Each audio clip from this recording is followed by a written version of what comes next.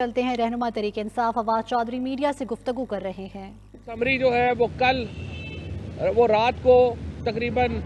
9:30 بجے کے قریب جو ہے وہ گورنر ہاؤس میں موصول ہو گئی تھی۔ ہماری توقع اور ہماری خواہش یہ ہے کہ آرٹیکل 112 کے تحت گورنر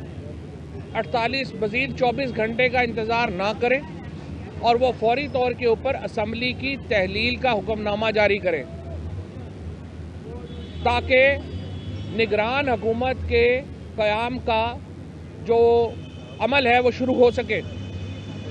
حمزہ شہباز صاحب سے جو لیڈر آف اپوزیشن ہیں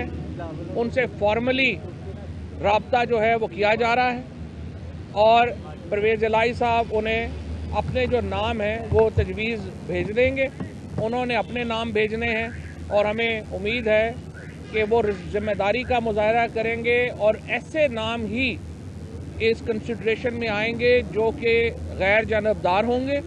اور جو صاف اور شفاف الیکشن کرانے کی صلاحیت رکھتے ہوں۔ اور ہمیں الیکشن کمیشن سے بھی یہی امید اور توقع ہے کہ وہ ایسے اپوائنٹمنٹس کرے گا جن کی حیثیت مشکوک نہ ہو، اور بہرحال اس عمل کو میڈیا بھی دیکھے گا، آپ بھی دیکھیں گے اور ہم بھی دیکھیں گے۔ خیبر پختونخوا کے وزیر اعلیٰ اور ان کی کابینہ کے اراکین آج زمان پارک آنے کا ان کا پلان تھا، لیکن موسم کی خرابی کی وجہ سے وہ پلان منسوخ ہوا، لیکن ان سے ٹیلی فون کے اوپر تفصیلی بات چیت ہو گئی ہے اور انہوں نے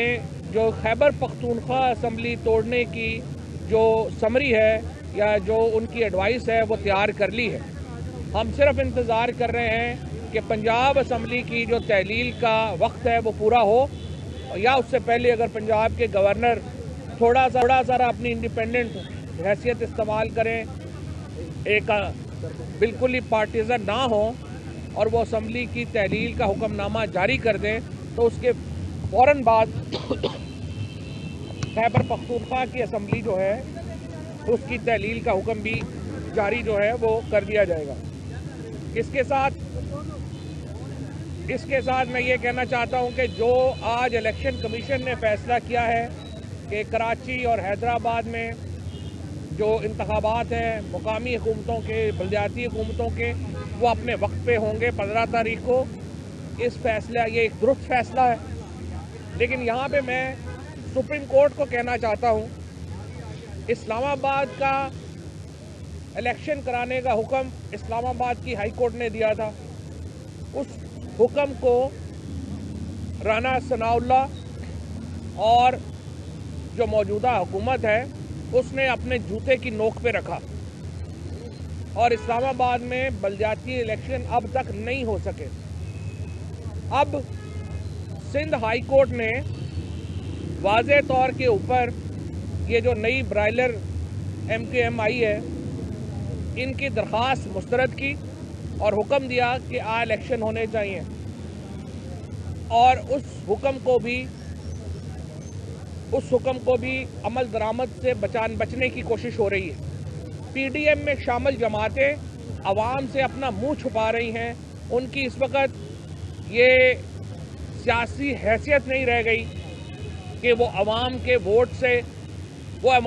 سے کنارہ کش ہونا چاہتی ہیں، عوام کو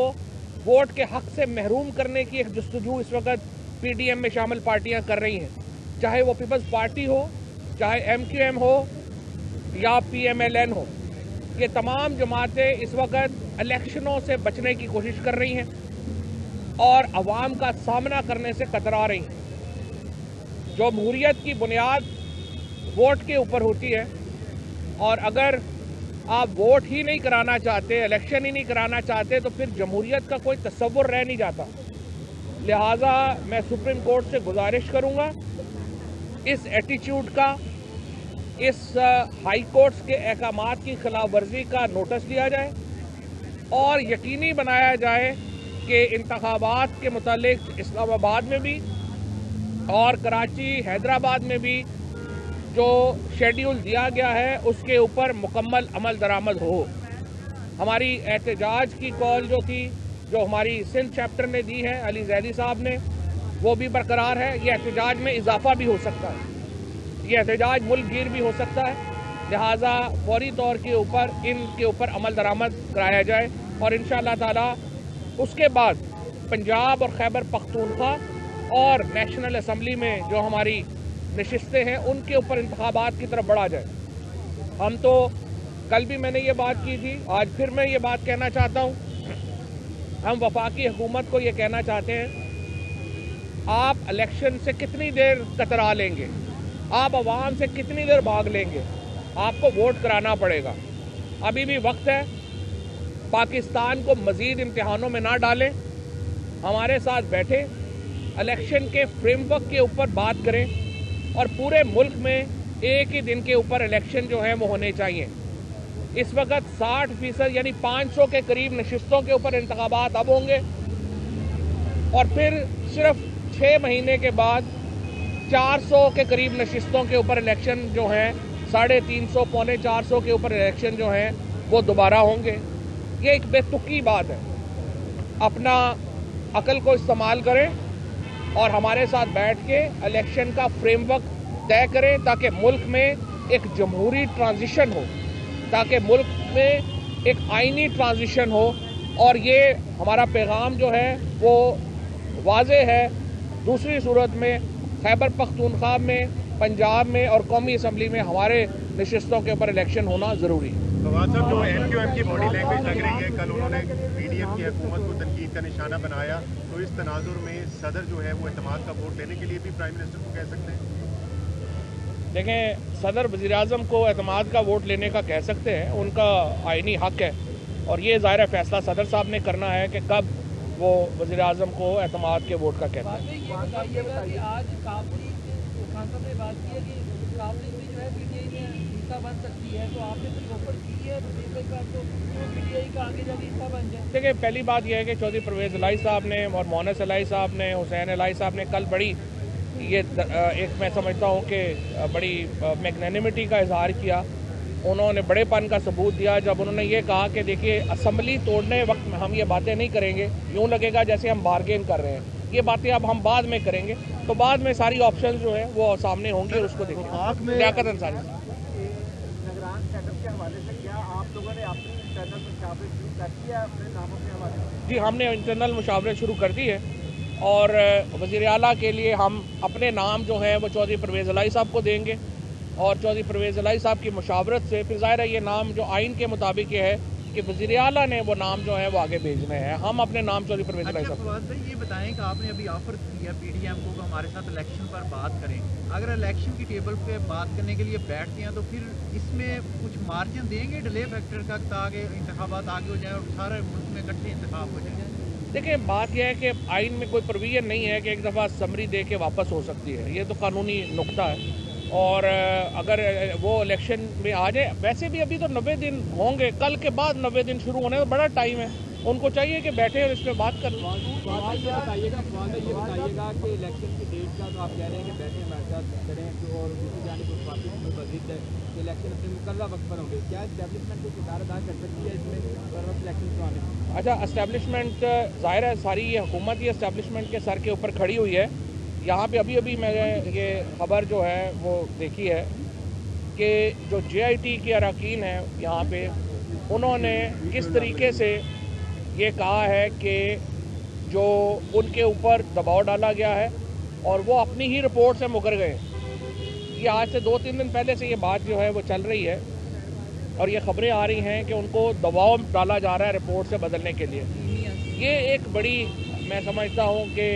ایسی بات ہے جس کے اوپر تشویش کی لہر دوڑ گئی ہے پورے پاکستان میں.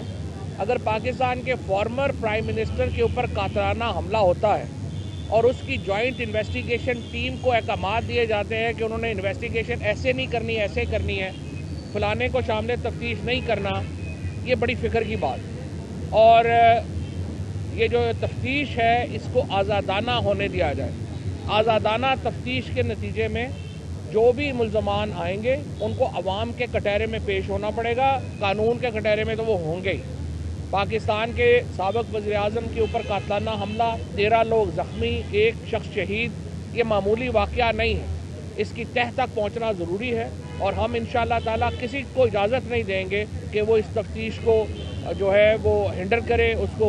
ऑब्स्ट्रक्ट करने की कोशिश करे, उसमें रुकावट बने, ये हम इजाज़त नहीं देंगे और इंशाअल्लाह ताला इस तफ्तीश जो है वो हक़ाइक़ के मुताबिक जो है आगे बढ़े। भाई तारिक बशीर चीमा ने ये कहा है बड़े ऐलानात हो रहे थे,